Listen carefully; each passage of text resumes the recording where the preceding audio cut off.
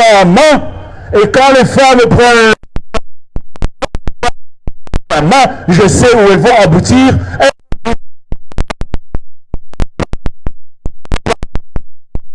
De cette Italie à Souma. Alors je suis heureux. Mais je suis heureux pour une autre raison. J'ai vu des vidéos sur Internet qui m'ont montré à quel point ce que vous faites ici a un écho là-bas. Ce que vous faites ici a traversé les mers et a des échos là-bas. Vous avez vu le village de Mbeni, l'avez-vous vu? Avez-vous vu Mbeni la fière? Avez-vous vu Mbeni la gaillarde? Avez-vous vu Mbeni la courageuse manifester avec ce cercueil exactement comme vous l'avez fait ici pour aller enterrer qui? Pour aller enterrer qui? Pour aller enterrer la dictature, pour aller enterrer l'oppression, pour aller enterrer l'absence de liberté, pour aller enterrer l'absence de cœur, parce que nous vivons dans un régime sans cœur. Mais avez-vous vu le village de Ouzio? L'avez-vous vu?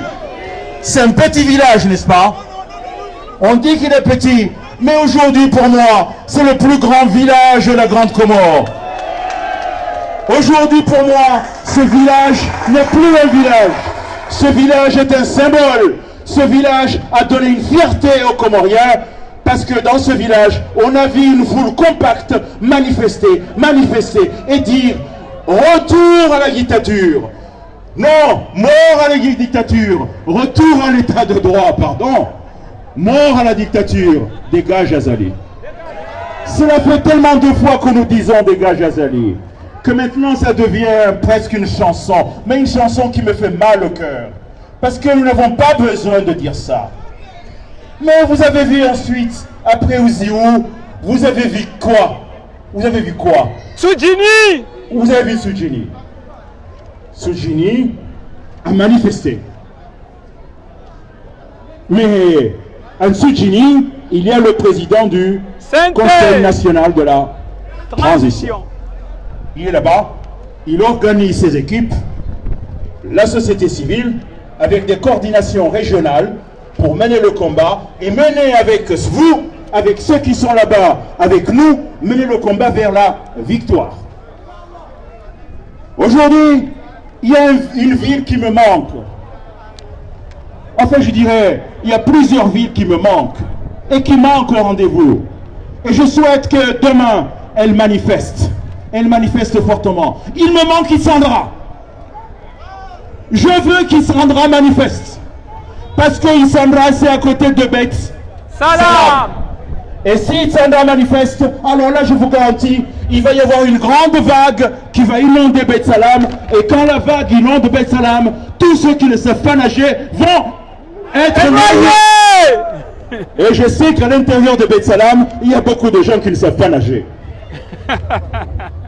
Je veux, j'entends, je souhaite, je prie pour qu'Isandra manifeste. Je prie, je veux, je demande au bon Dieu pour que Moroni manifeste. Mais mon Dieu, pourquoi Moroni tu es silencieuse? Pourquoi Moroni tu es silencieuse? Pourquoi les quartiers de Moroni sont silencieux?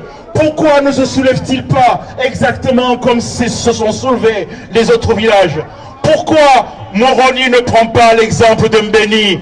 Pourquoi Moroni ne prend pas l'exemple d'Oziou? D'Oziou, pardon. Maintenant, Mbeni a manifesté. Alors je descends. Attendez, parce que Fumuni, c'est là où je suis né. Mais Fumuni, la brave, Fumuni, Ngome, Fumuni qui a combattu tant et tant dans de batailles. Pourquoi restes-tu silencieuse? Pourquoi Fumuni restes-tu silencieuse? Qu'a-t-on fait à ton courage? Qu'a-t-on fait à tes muscles? Qu'a-t-on fait à ta vaillance? Qu'a-t-on fait à ton histoire? Fumuni, c'est à vous qui avez donné naissance au prince Hachim. Connaissez-vous l'histoire du prince Hachim? Vous la connaissez. Le prince Hachim a donné naissance à un monsieur, un grand monsieur que j'aime beaucoup et que je respecte, qui s'appelle Said Hassan Said Hashim. Plutôt au père de Said Hassan Said Hashim. Le père de Said Hassan Said Hashim a épousé ma mère. On aurait pu être parents. Malheureusement, ils n'ont pas fait d'enfants. Mais le père de Said Hassan Said Hashim, c'est lui, c'est l'homme que l'on surnomme l'homme qui a dit non. C'est cet homme-là qui a dit « La France ne rentrera pas à la Grande Comore ». C'est l'homme qui a dit non. Et il a amené ses armées. Et devinez par qui ces armées étaient commandées? Par mon arrière-arrière-grand-père. Kari Zomo. Et Kari Zomo, ça veut dire quoi? Ça veut dire quoi, Kari Zomo? Pas peur des armes. Celui qui n'a pas peur des armes. Celui qui a le courage ancré dans son cœur, celui-là n'a pas peur des armes. Et mon arrière-arrière-grand-père n'avait pas peur des armes. Ah, vous comprenez pourquoi son petit-petit-fils est là aujourd'hui devant vous? Parce qu'il n'a pas peur des armes. Il veut combattre le diable.